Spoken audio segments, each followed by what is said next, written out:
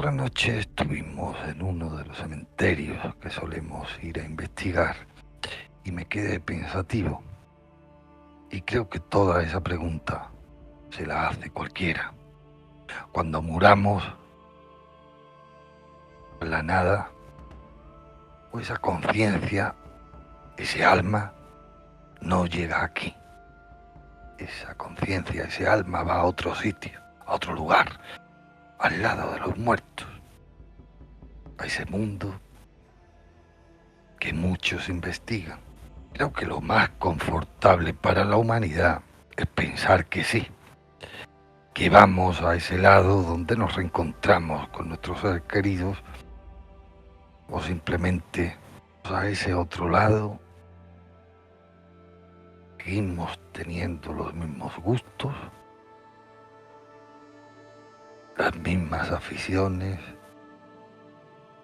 El que era escritor quiere seguir escribiendo, o el que era pintor.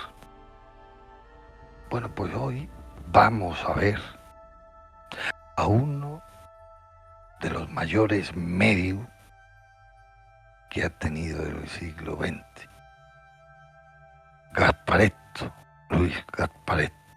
Él era un medium brasileño que, tras escuchar una música vibrante, empezaba a dibujar como grandes pintores ya muertos hace más de 300 años.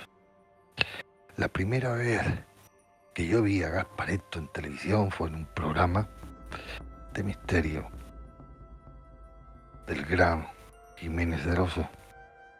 Gasparetto era un medium, pero no un medium cualquiera, era un medium psicopictográfico.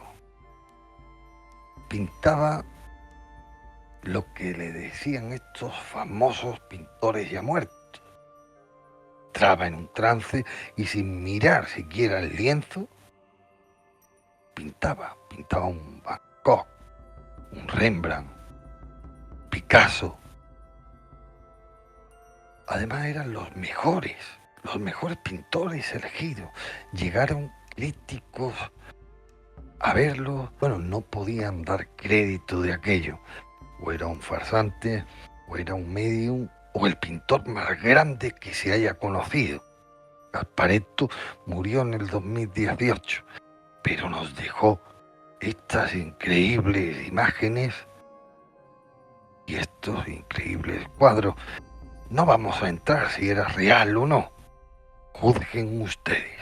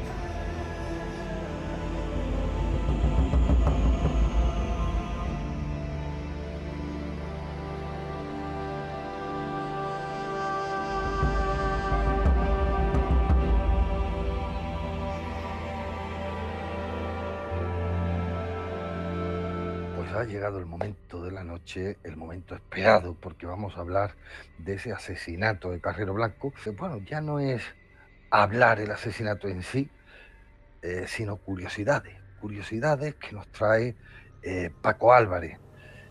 Pero para que nos vayamos poniendo un poquito en el sitio y para algunos oyentes que no saben quién era Carrero Blanco o qué es lo que ocurrió, pues Paco nos va a dar pues esa breve introducción y después nos va a contar esas curiosidades que todos estamos esperando. Buenas noches, Paco, de nuevo, encantado de tenerte aquí con nosotros.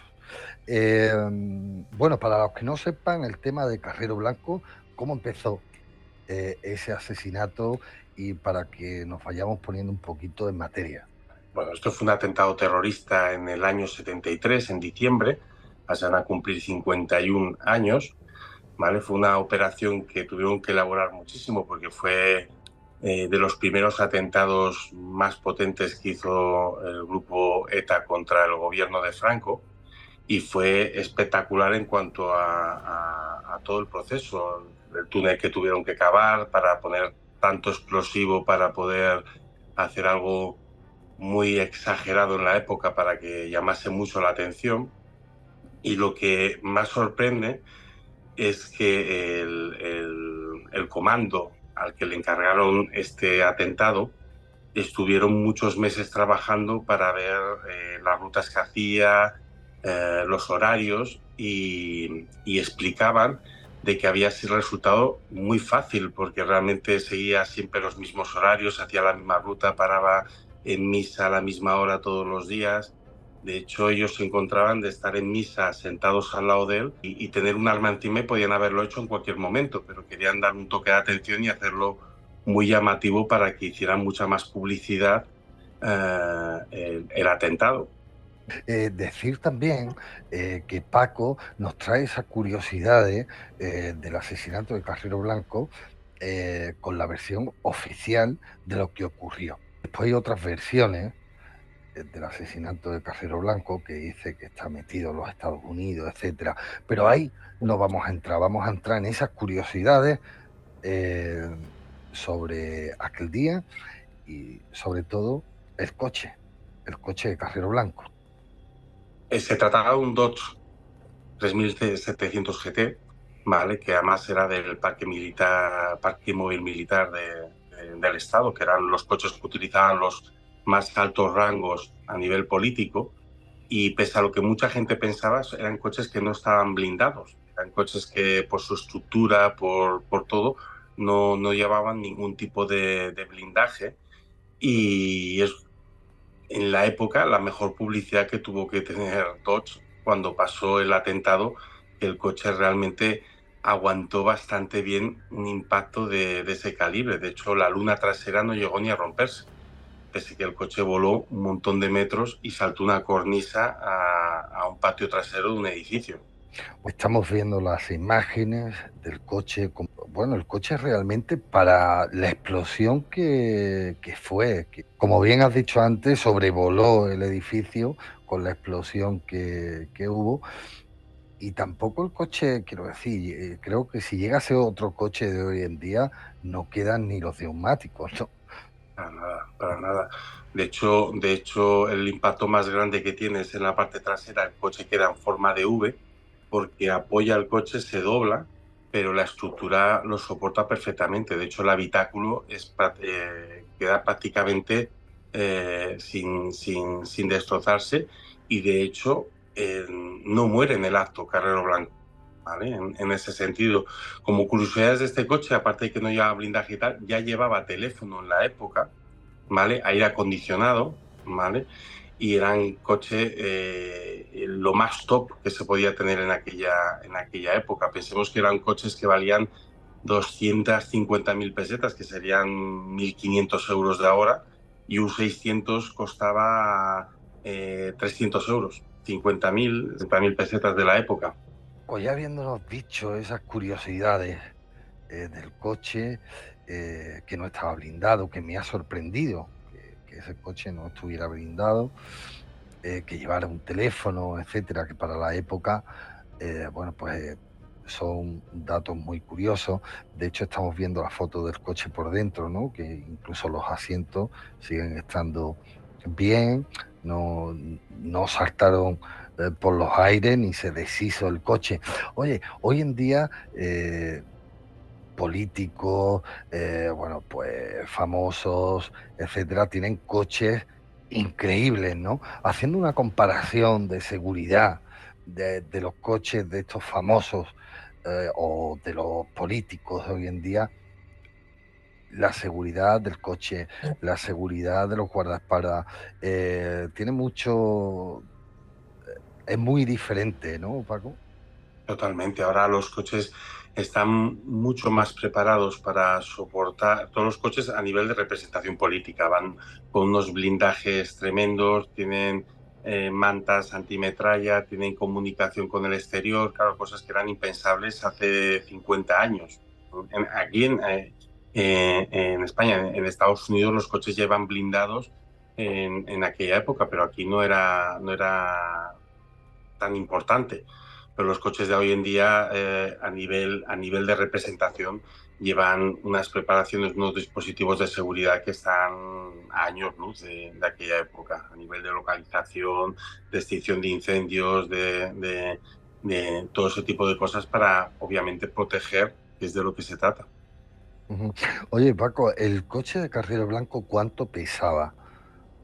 Pues No sé si, no sé si lo sabes, pero sí, en torno a los 1.800 kilos, 1.700 kilos de la época. Piensa que era un coche de 5 metros de largo, eran 4,99 de longitud. En aquella época, piensa que un 600 medía 3 metros y medio, por decirlo de alguna manera.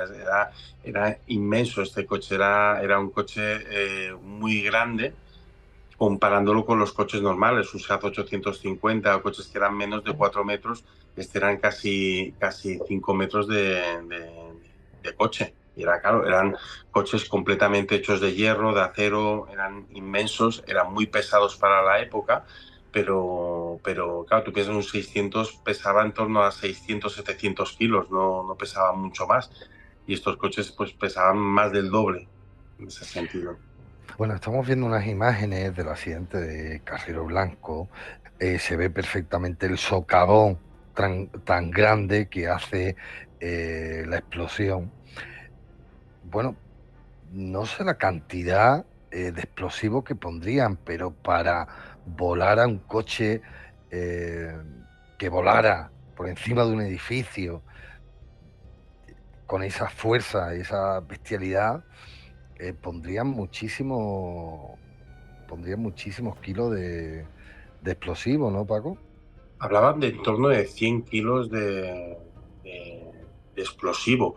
Piensa que el momento que se produce la explosión, las primeras llamadas avisando de la explosión hablaban de que había sido una explosión de gas. Nadie se imaginaba que fuera un atentado terrorista de ese calibre porque no se había hecho nunca aquí un atentado de ese tipo. Entonces, el socavón que abrió en el suelo fue inmenso, o sea, no era nada planteable en aquella época, fue una sorpresa. Oye, Paco, tú que estás acostumbrado a estar con coches de todo tipo de marcas y además eres un experto en ello, eh, si esa cantidad de explosivos se colocara a un coche de hoy en día, que digamos que sea de un político o de un famoso, eh, ¿crees que aguantaría el impacto igual o con todos los adelantos que tienen hoy en día esos coches? Yo creo que no, yo creo que un impacto de ese calibre sería muy difícil que lo pudiera soportar cualquier tipo de vehículo, salvo que fuera un tanque. O sea, estás hablando de una explosión brutal que destrozó prácticamente una calle entera. O sea, me refiero que aquí además tuvieron la precisión de dar en el momento exacto para que el coche pasara justo en ese momento por debajo. Y no fue más porque el coche saltó. O sea, yo creo que una explosión de ese calibre sería muy difícil con la potencia que tenía ese explosivo. Claro, ahí hay mucho factor suerte, hay muchas cosas que ya dependen de otros factores, pero Claro, claro, pero yo lo que sí veo ahí, Paco, por ejemplo, es que ese coche eh, detonan el explosivo, salen por los aires, el coche no tiene ningún daño en ese momento porque yo creo que el daño se le hace cuando cae, porque el coche por abajo, bueno, lo típico de una explosión, ¿no? Pero que no, o sea, no se le quitan las puertas, no se destroza el motor, nada, o sea, sale volando Sí. y donde tiene los impactos realmente es cuando cae, ¿no? Correcto. Pero piensa que como no era un coche blindado, pesaba poco, aun siendo un coche muy pesado porque era muy grande, pero un coche de la actualidad con un blindaje adecuado tendría que estar en torno a las 3 toneladas, o sea, tendría que pesar casi el doble de lo que pesaba ese coche, con lo cual no hubiera saltado igual tantos metros hacia arriba, ¿sabes lo que te quiero decir? Al Ajá. pesar más, se hubiera quedado más y hubiera estado más en la explosión. Obviamente vienen preparados para poder soportar e intentar resistir lo máximo posible, pero vamos, que sería muy difícil que un coche lo aguantase, yo creo. Una explosión de ese calibre, hablaban de que los 100 kilos que llevaban de explosivo, te imagínate, podía haber hecho una barbaridad. Oye, Paco, muchas gracias por traernos estas curiosidades, por comparar coches de la actualidad con el coche de carrero. Sé que eres un apasionado de los coches, que lo sepan todos los oyentes que nos están viendo y todos los televidentes. Y yo sé que Paco tiene un coche increíble, de un personaje increíble, además un personaje español, con una historia, digamos, un poco turbia, y bueno, lo tiene Paco. Paco tiene ese coche y nos lo va a traer al siguiente programa, ¿cierto, Paco? Y lo vamos a poder ver. Está en proceso de restauración porque es un coche que ha estado muchísimos años abandonado en una finca y ahora está en proceso de restauración. Si todo va bien, para final de año ya estará circulando y luciéndose como en la época. Es un coche del año 53. Ya daremos más pistas sobre este coche. Ya daremos más pistas, pero bueno, es de un personaje español. No podemos decir más nada. Oye, Paco, muchas gracias por estar con nosotros aquí hasta el final del programa y hasta la semana que viene. Buenas noches.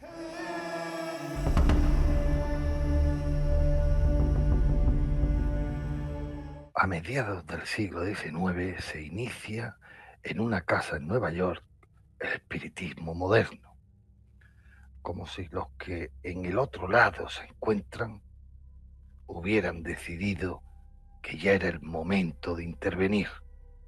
Comenzaron a comunicarse con los vivos como una especie de huracán que arrasa su paso en todos los salones de América y de Europa. Abrieron de par en par en sus puertas y los veladores y mesas parlantes era común en aquel siglo, los tableros de Ouija y cualquier medio que sirviese para facilitar esa comunicación con los muertos, que desde el otro mundo parecían ansiosos de reanudar sus lazos con los vivos, y ya han pasado muchos años desde entonces, pero sigue tan vigente como siempre. Personas sensatas y cultas que pensaban que esto era una tontería se encontraron cara a cara con el otro lado, con visitantes que querían comunicarse con nosotros. Y tanto ha cambiado esa comunicación que todavía se sigue utilizando la Ouija, todavía se siguen utilizando rituales, pero hoy más que nunca está de moda en ir a esos sitios abandonados que son propicios para que el otro lado se manifieste, para que el otro lado se ponga en contacto con nosotros para darnos algún tipo de información o para pedirnos ayuda. Y ahí se encuentra nuestra compañera Sandra Endrino en una de esas casas intentándose comunicar con el lado de los muertos, haciendo rituales y haciendo preguntas. Y lo acompaña nuestro amigo Antonio García. Muy buenas noches a los dos, compañeros. ¿Qué tal? Buenas noches.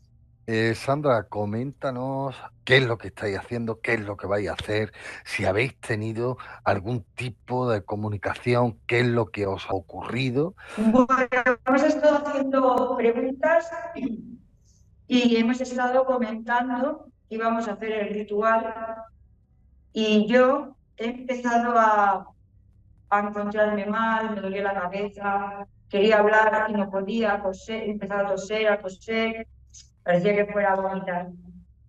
Y bueno, hemos hecho preguntas, han respuesto y aquí estamos esperando para hacer el ritual. Tenemos las imágenes de nuestra compañera Sandra cuando se ha encontrado malamente. Bueno, Sandra, te encuentras mejor, ¿verdad? Ahora sí, he tenido que salir un ratito y bueno, tengo un poquito de dolor de cabeza todavía, pero ya me encuentro bien, al menos puedo hablar. Antonio se encuentra bien. Sí, yo sí. Yo no he tenido ningún problema. ¿El ritual en qué consiste ese ritual que vais a hacer hoy? Vale, ahora vamos a hacer un ritual de fuego que consiste en hacer una oración mientras que queremos. Un momento, Sandra, se ha escuchado una voz por detrás de la tuya, se ha escuchado perfectamente. Yo no sé si los compañeros que están aquí con nosotros lo han escuchado, pero se ha escuchado una voz perfectamente. Yo no escucho nada. De mi parte, Álvaro, sí que escuché una voz, pero me costó mucho entender qué decía. ¿Qué consiste ese ritual? Bueno, ese es el ritual de fuego y consiste para que las energías de bajo astral, energías negativas, transmuten y se vayan a donde pertenecen. A otro plano. Cuando quiera, compañera, empiezas a hacer ese ritual que nosotros estamos expectantes aquí acompañando a ustedes. Estamos viendo cómo van a hacer el ritual de, digamos, de limpieza nuestros compañeros.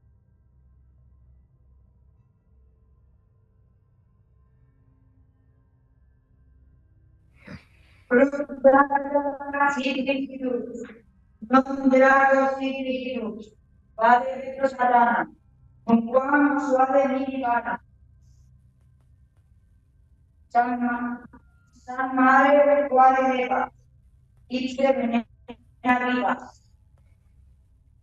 Si hay alguien aquí que no pertenece a los ciudadanos, que marche.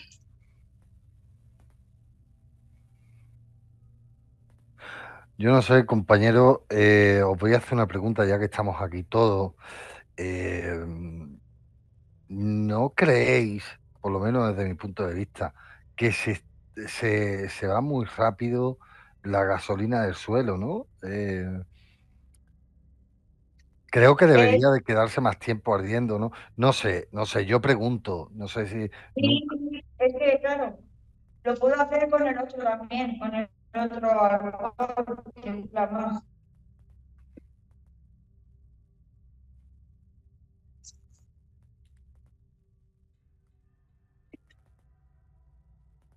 Se pegan enseguida. Deletrear. Deletrear, ¿no? Ha dicho deletrear. Sí. Sí. Paco, ahora sí lo habrá escuchado, ¿no? Es que no sé si son los cascos o tal, que no oigo con mucha nitidez. La parte de Sandra la escucho como con mucho eco, muy entrecortado. Se ha escuchado. ¿Estás aquí? Esto es lo que estoy haciendo. Mira.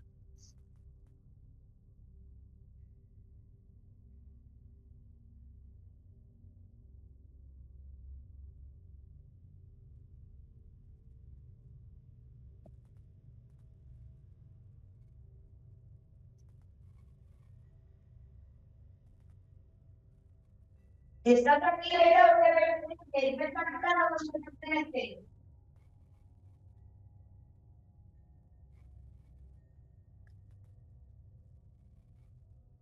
¿Ha terminado el ritual ya?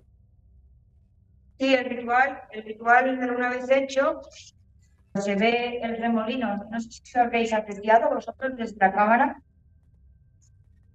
El remolino quiere decir que lo que hubiera aquí negativo ha marchado para limpiar la energía de malas entidades. Donde los investigadores se están metiendo ahora mismo, que parece que en cualquier momento va a salir de detrás de una puerta o de un pasillo, parece que va a salir algún inquilino que ya no debiera estar ahí para saludarnos. Vamos a seguir pendiente a la cámara de nuestros compañeros.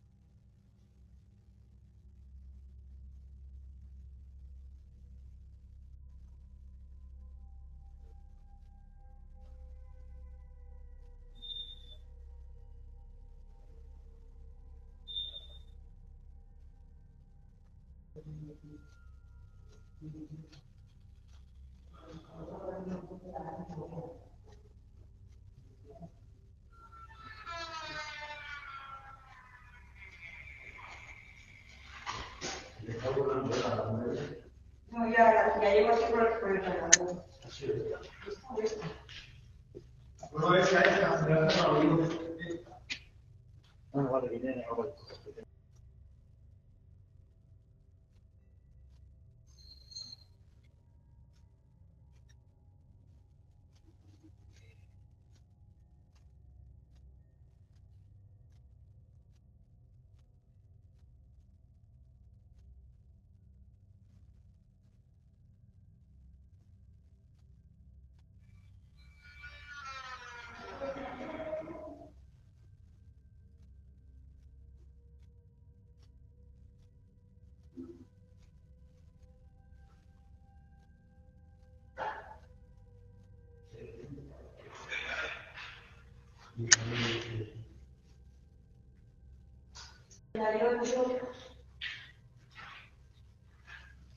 Ha sido esto, ¿no?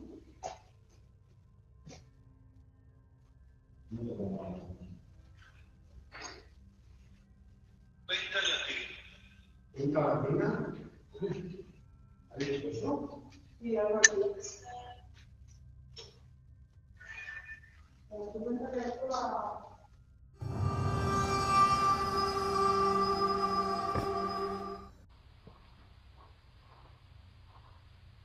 ¿Hay el espíritu de un hombre mayor aquí?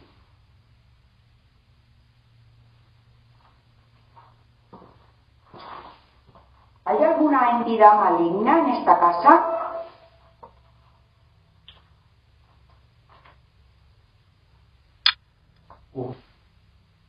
¿Han hecho algún ritual aquí? Si es que sí, cruza las varillas.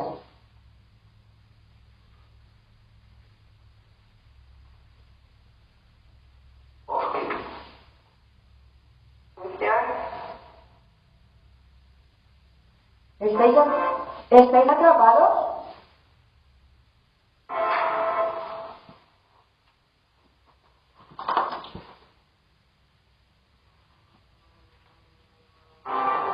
La puerta. Vamos a ver.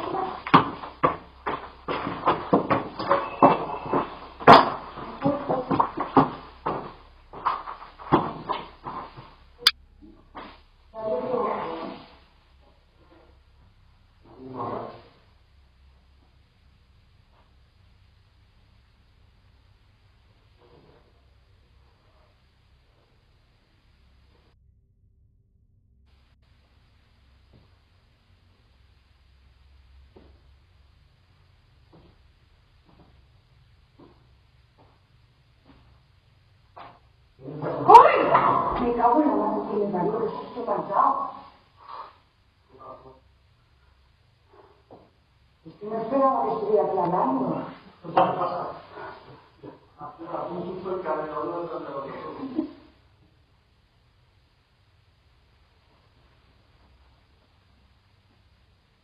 Ahí lo vi.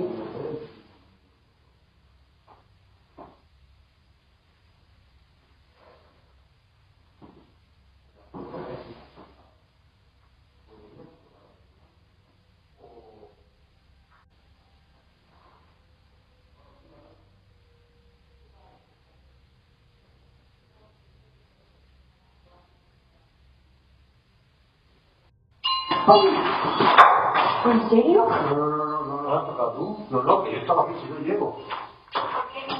¿Por qué viniste? Ay, madre mía. Si no llego, ya vengo. Escúchame, ¿en serio? Que no llego, además está la cámara aquella. Sí, ya sé que no llego. Vamos a revisar la cámara. Tengo que revisar la cámara, es que no puedo ahora.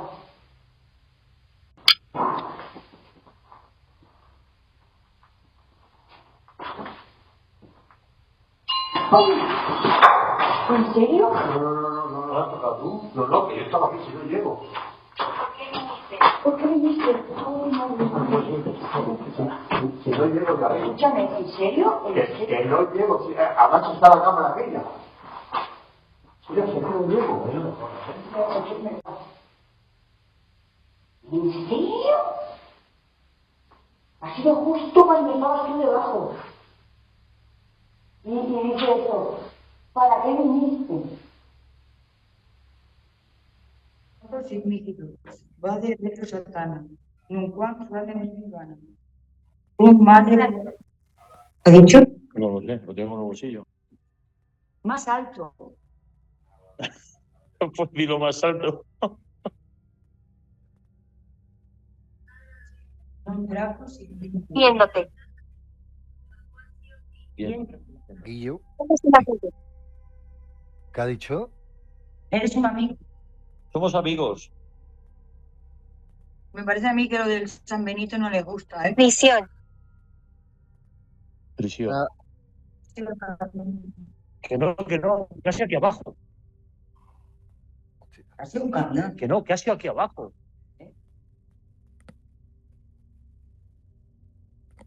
Un No, así. como si abrieran una puerta. Ha sido abajo. No ha sido allí fuera, ha sido aquí abajo. Es posible.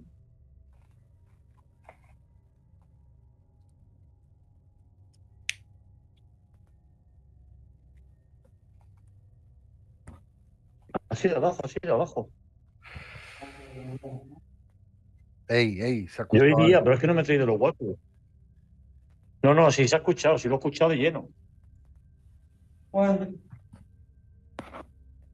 Ya miraré en esa cámara. Tengo ahí cámara grabando todo el rato también. Ya lo miraré. Parece que cada vez que Que nos despedimos no quiere. No quiere. ¿Te ha dicho esto? efectivamente, parece que nos vamos a despedir Deletreado. y no nos deja. De todas formas, todos nuestros amigos, todas esas almas de historias en la noche, se meterán en tu YouTube también para ver la investigación completa. Antonio, muchas gracias. Vale, Sandra, que un vaya abrazo. bien. Adiós. Pues tenemos con nosotros a Rubén, el cazador de momias. Muy buenas noches, Rubén, ¿qué tal? Hola Álvaro, buenas noches. Encantado de estar en este programa. Rubén, ¿qué es lo que nos trae a este programa? ¿Qué sesión, que es a la que te dedicas en tus redes sociales, nos traes a Historias de la Noche? Bueno, pues hoy, si os parece, vamos a hablar de dos personas que son madre e hijo que están en Guanajuato, México, en un pequeño pueblito donde las características que tiene el cementerio hace que la mayoría de personas que están allí enterradas se momifiquen de manera natural. Y gracias a eso pues tenemos estos viajeros en el tiempo, como me gusta a mí llamarlos, para que sepamos su historia y así que no caigan nunca en el olvido. Rubén, qué historia fascinante nos traes hoy.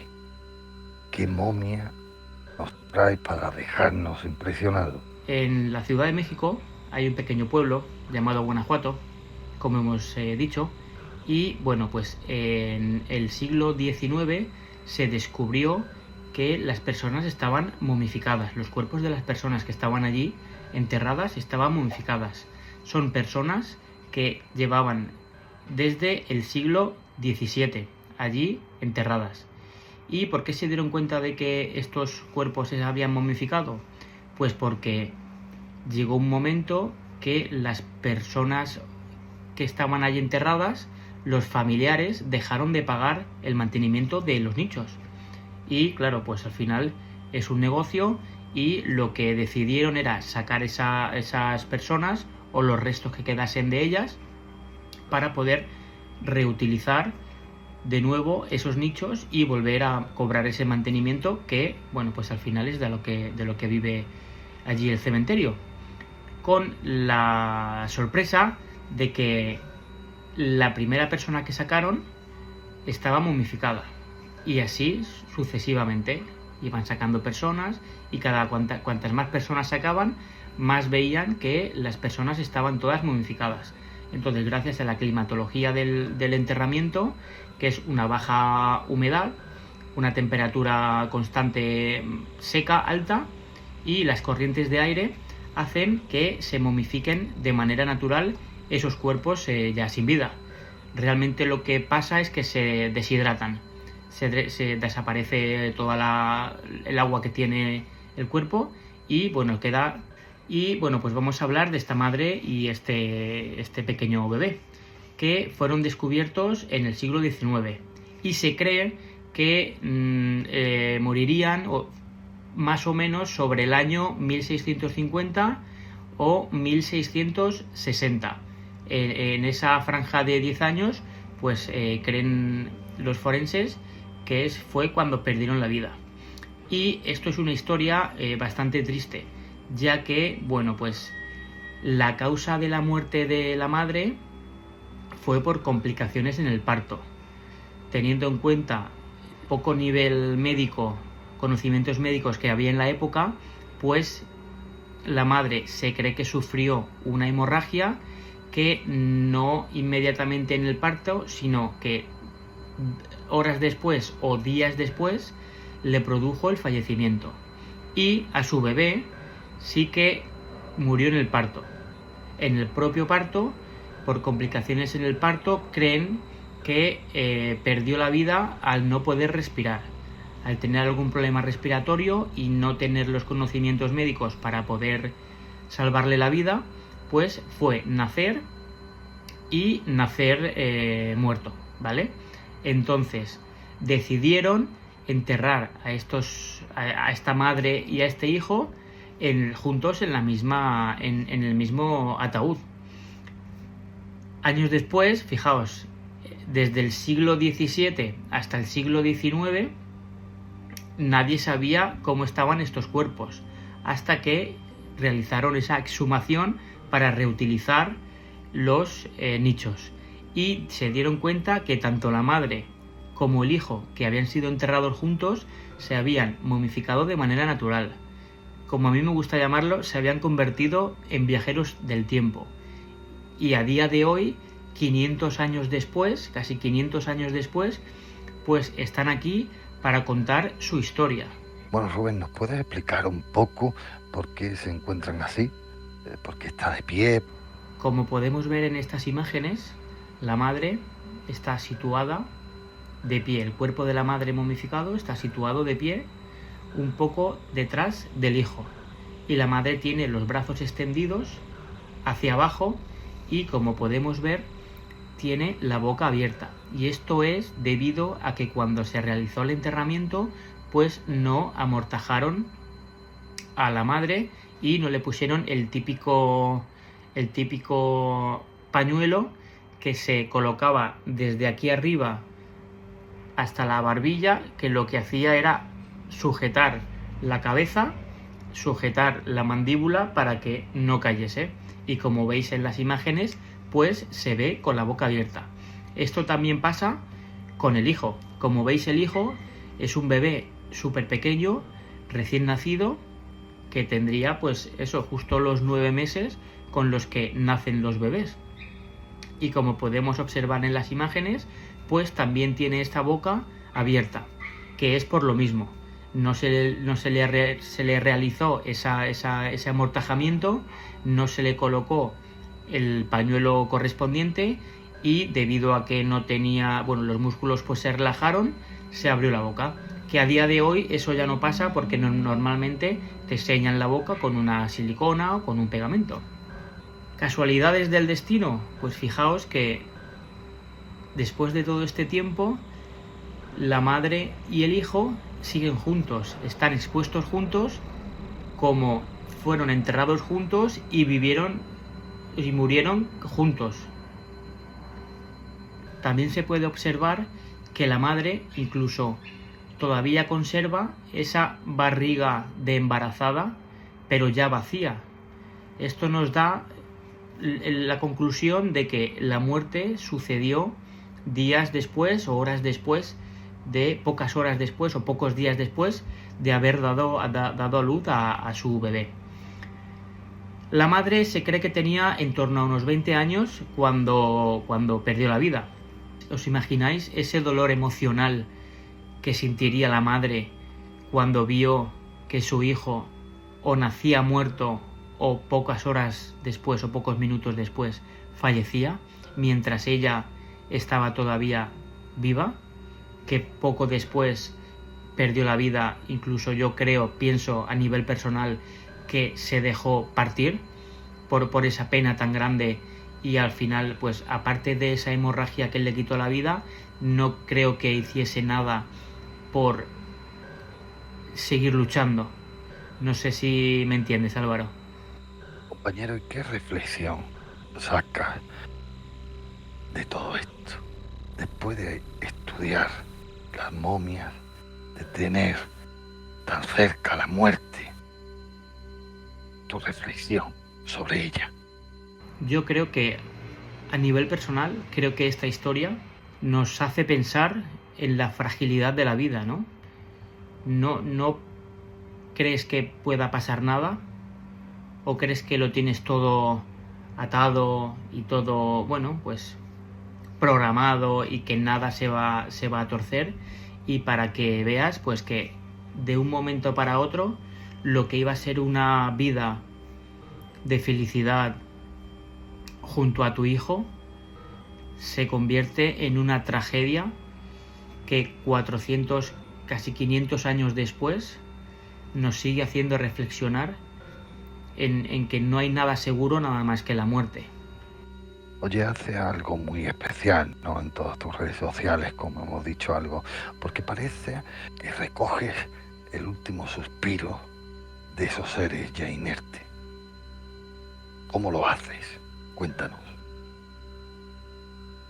Y bueno, pues ahora en pleno siglo XXI tenemos un montón de tecnología, como por ejemplo la inteligencia artificial, que gracias a ella podemos recrear de alguna manera no científica, pero recrear más o menos cómo serían esas personas antes de su muerte o incluso pocos segundos después de haber fallecido. Y bueno, pues si te parece, Álvaro, vamos a pasar a ver las imágenes que he realizado con la inteligencia artificial y vemos esa reconstrucción que hemos hecho o que he hecho de ese bebé, cómo podía ser en vida, y el de la madre. Increíble, compañero, es increíble esa reconstrucción con la inteligencia artificial, que parece que nos ha transportado a ese minuto cuando pierden la vida.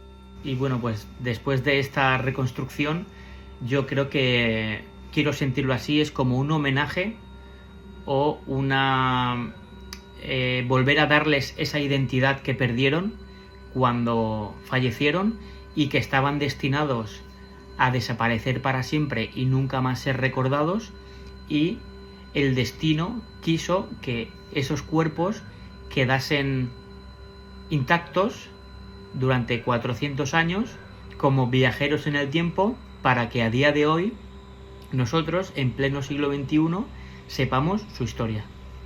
Pues muchísimas gracias, compañero, por traernos estas historias tremendas, increíbles, por traernos pues un trozo del pasado, de la historia de la humanidad, que se queda plasmado. Muchas gracias, Álvaro, por esta invitación y nada, buenas noches a todos y nos vemos en la próxima.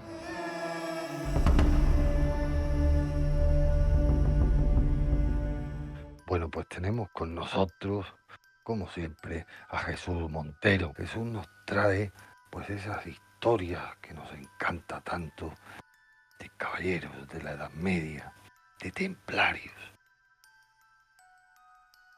Esta noche nos trae una de esas historias de los caballeros del Temple, de fenómenos paranormales.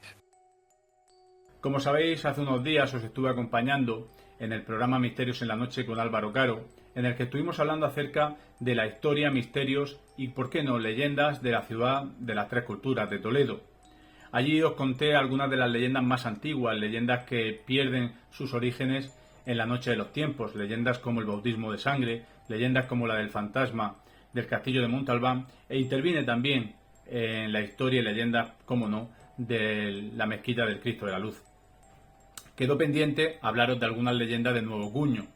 Y digo leyendas porque cumple con una serie de requisitos, como es un personaje histórico, un enclave y un mensaje que dar. Pero ciertamente la que os voy a contar hoy probablemente se trate más de un fenómeno paranormal, de un fenómeno sobrenatural, que de una leyenda al uso. Hace unos meses estuve investigando el enclave de Monzón. Como sabéis, Monzón es uno de los enclaves templarios más importantes de la península ibérica. Cuando se dio la orden de captura de los caballeros templarios, el castillo fue sitiado por las tropas del rey de Aragón, uno de los asedios más duros que hubo en todo este proceso y que duró más de un año. 30 templarios rindieron la plaza, fueron cargados de cadenas y llevados a la cercana fortaleza de Belver de Cinca.